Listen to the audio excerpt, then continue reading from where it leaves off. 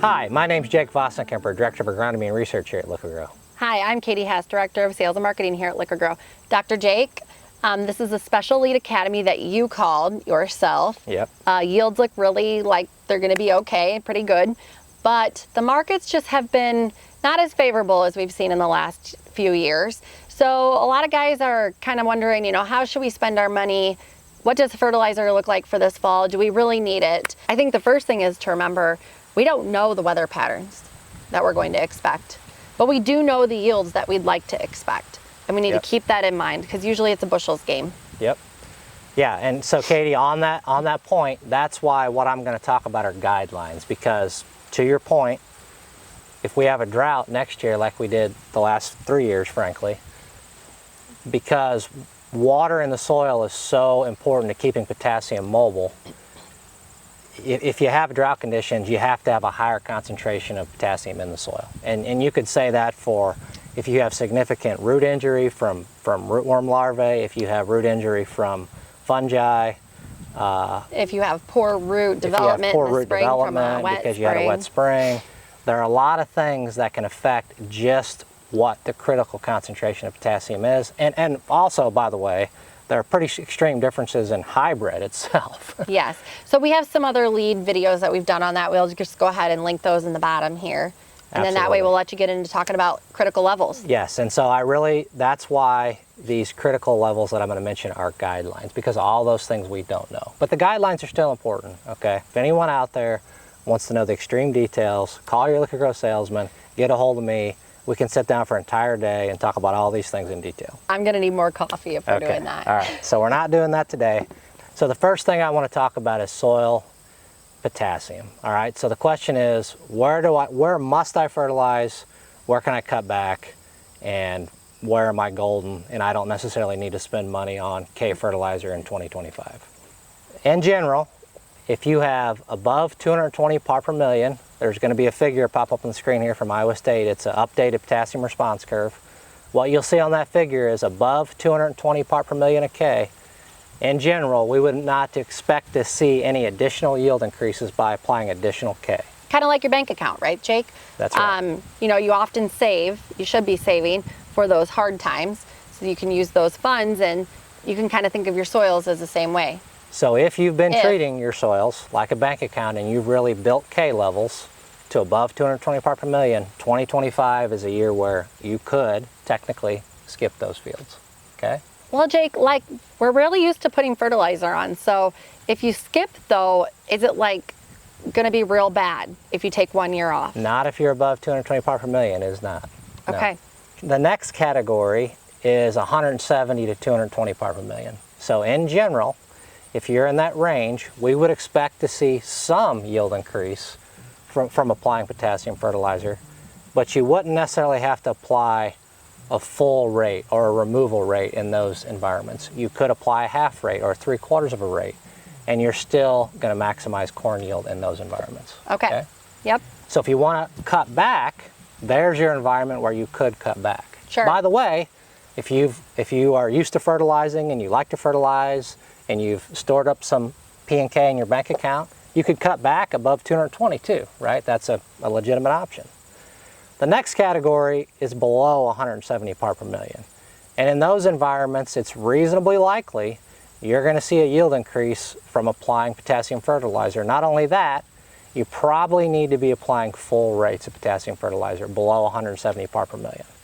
There's a lot of variation in that category, but you should see in that data you can take a big yield hit by not applying potassium in those environments. So those are environments where I would not cut.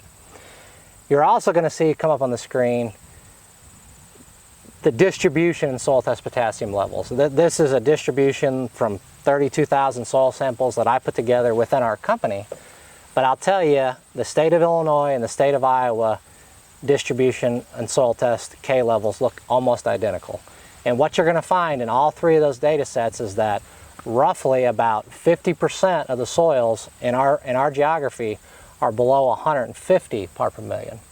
So there's a lot of acres out there where full rates of potassium really need to be used in 2025. 25% are in that 170 to kind of 220 range, and then another 25% are above that 220. So and those are probably really close to the farmsteads. Probably. So there's a lot of acres out there that need potassium fertilizer in 2025. Yes, there are some where you could skip, and yes, there are some where you could cut back, no doubt. But it's important that you talk to your Liqui-Grow salesman and have a very poignant conversation about where am I at on farm A, B, C, and D, and make some smart decisions about where fertilizer needs to be applied, and you could cut back or skip. And doing that right now is a great idea because your combines aren't rolling, your sales applicators are available and can help you make a plan.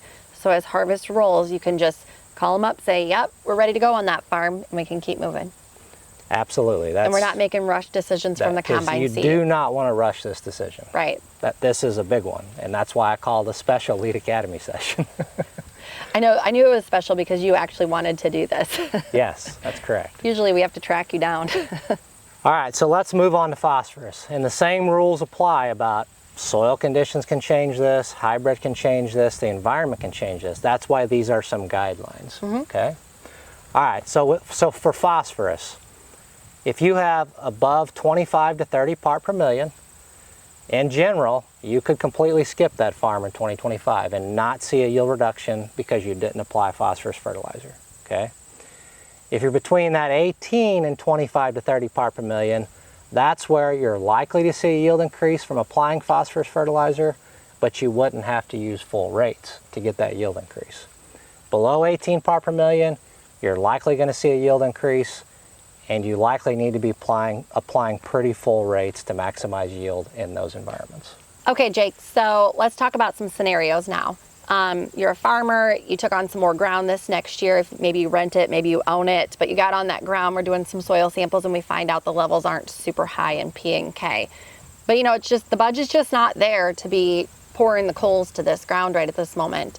So do you pour the coals to the ground and work through the interest rates and everything else that you have to do? Or what's our option at this point? So in the scenario that you just mentioned, Katie, what do you do? Well, one thing that you could do is you could ask the question, will I focus on the potassium or do I focus on the phosphorus? Or do you just do a little bit of both? Or do you do a little bit of both? That's a great question, and that's exactly what we're going to address here. There's a big study that was done by University of Wisconsin a few years ago. There were 7 site years. We're going to talk about that. That's going to pop up on your screen.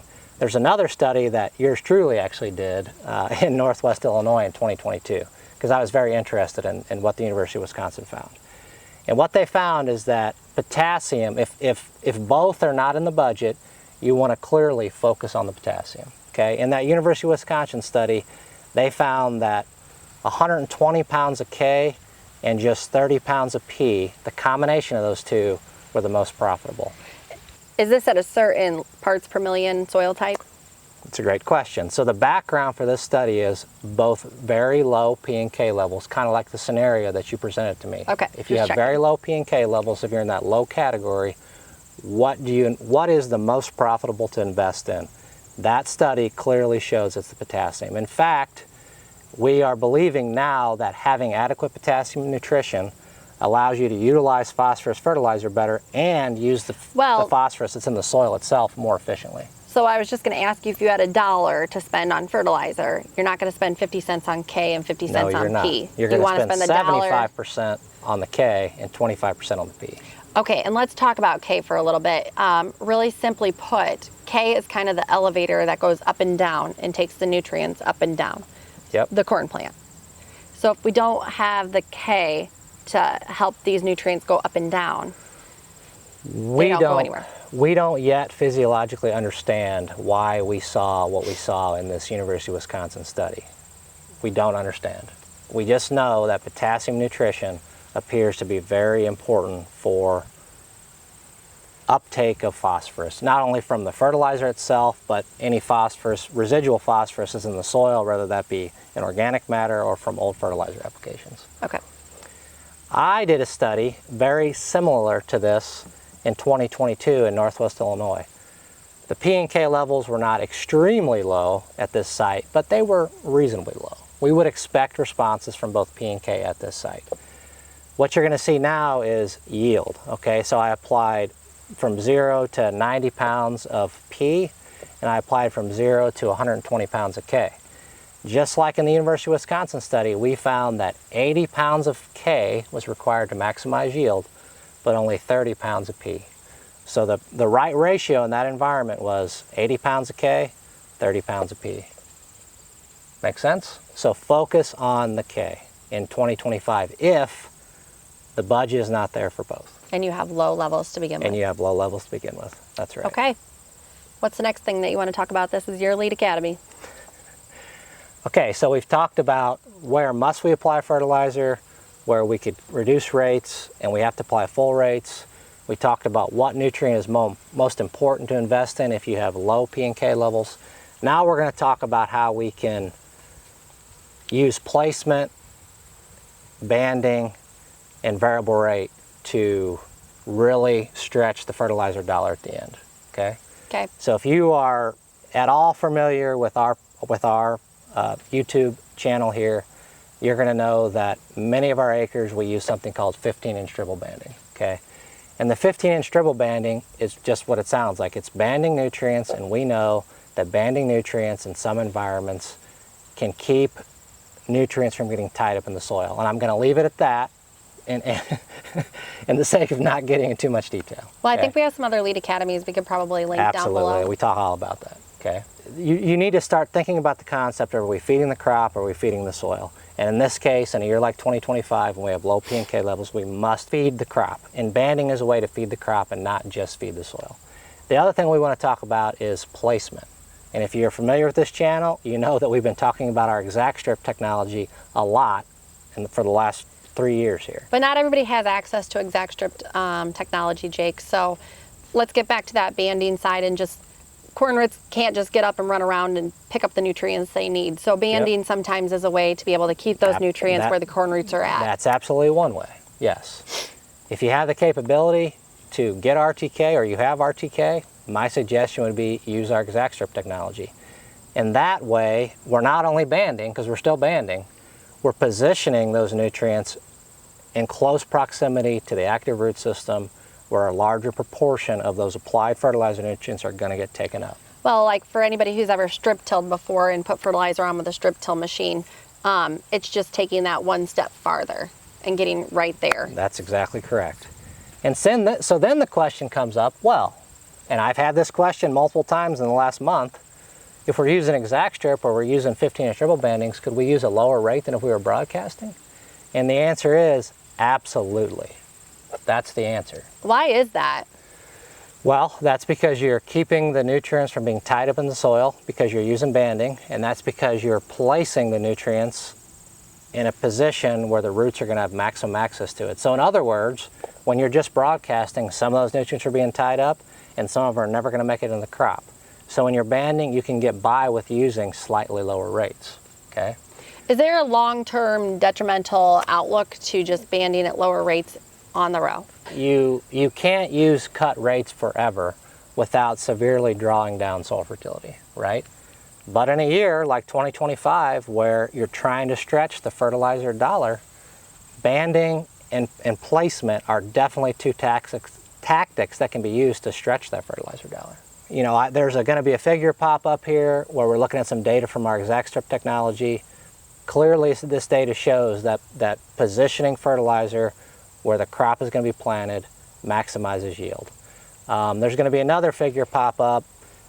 It's a recent study, a 3-year study, actually done by Precision Planting, and what they show is that you can clearly reduce your fertilizer rate and maintain yield by banding.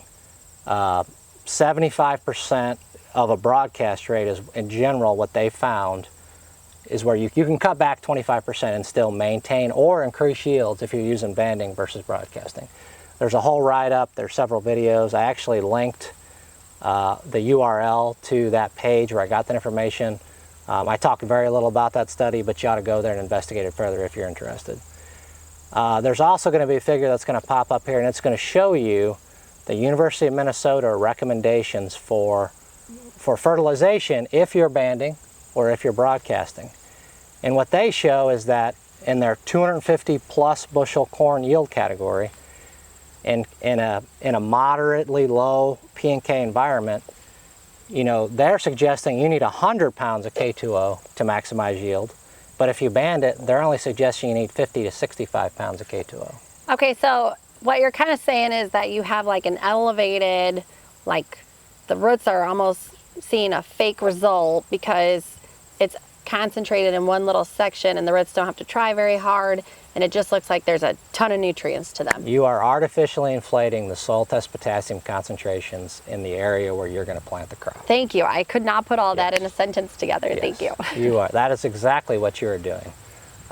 So in a year like 2025, it doesn't look like building every square inch of the soil is profitable. So what you want to do is you want to build the soil test levels in the zone where the most active root area is and where the most P&K uptake is likely to be. That's what you're trying to achieve. So the last thing that we want to talk about is variable rate. Yes. So Jake, we were just talking a little bit about critical levels and, you know, if you're between a certain parts per million and to a certain, but as you look at these farms, oftentimes they're not the same fertility across all the acres. And you think back to all the days of hauling manure out of the barnyards, and up around the house is usually a lot more intense maybe, or higher levels, however you want to say that. So is variable rate an option as we go into 2025 with these farm economics the way they look? Absolutely. In fact, I was just with a couple farmers down at one of our southern locations. They specifically asked to talk to me about fertility in 2025 because they're not happy with the way things have been going. And one thing they're not happy with is they told me and showed me their books. They've been variable rating for 25 years and things haven't changed like they were told things were going to change. And I said, look, variable rate's not a waste of time. Variable rate can be important. We looked at their soil tests just like you described, and around every building, on every farm, P&K levels are very high around these buildings. And that's how you know I've been in the business for a while. And so I said, look, we can overcomplicate variable rate, but what we know for a fact is around those buildings where levels are 3 times as high as everywhere else, you could shut the machine off. And you're going to save 10 to 15% on your fertilizer bill just by doing that. So I mean, I think you can overcomplicate variable rate, but it definitely has a place, and it's very simple to just turn the machine off around those buildings. That's going to save you money on fertilizer in 2025. So with liquid fertilizer, are you able to variable rate across the acre? You are definitely able to variable rate, and you are definitely able to turn the machine off around the old farmstead. Okay, Jake, here's kind of a bonus question for you. If you're variable rating fertilizer, do you make a prescription based on yield, or do you make a prescription based on soil fertility maps that you've already gathered? You could do either, but the way I would do it is I would incorporate removal as well as historical P&K levels in a field. Okay. So Dr. Jake, what's the next topic on this Lead Academy? Did we cover it all? That's all, Katie. All right. Well, Dr. Jake, thanks for calling this Special Lead Academy today. There was a lot of information here. So what are your 3 key takeaways for these farmers as they get ready for fall? All right, so when it comes to fertility in 2025, you need to know where you need to use full rates, where you can use reduced rates, and where you could not apply any P&K in 2025 to maximize yield. Okay, that's 1. Number 2, if you're in a situation where you really should be applying full P&K rates for maximum yield, but the budget just won't support it, in that case you need to be focusing on the K. The potassium fertility is going to be more profitable than the phosphorus in that scenario. Number 3, you want to use banding, placement, and variable rate to help feed the crop and not the soil in 2025. Okay, Jake, thanks for that. And a farmer once told me, don't start until you're ready. And I think having a plan in place with your fertilizer is part of that being ready before you start. So. And I would happen to agree with that, by the way. Yeah. So I hope everybody's having a great fall, either getting started or have already started, and we will see you next time. Thank you. Lead Academy. Liqui-Grow Excellence and agronomy development.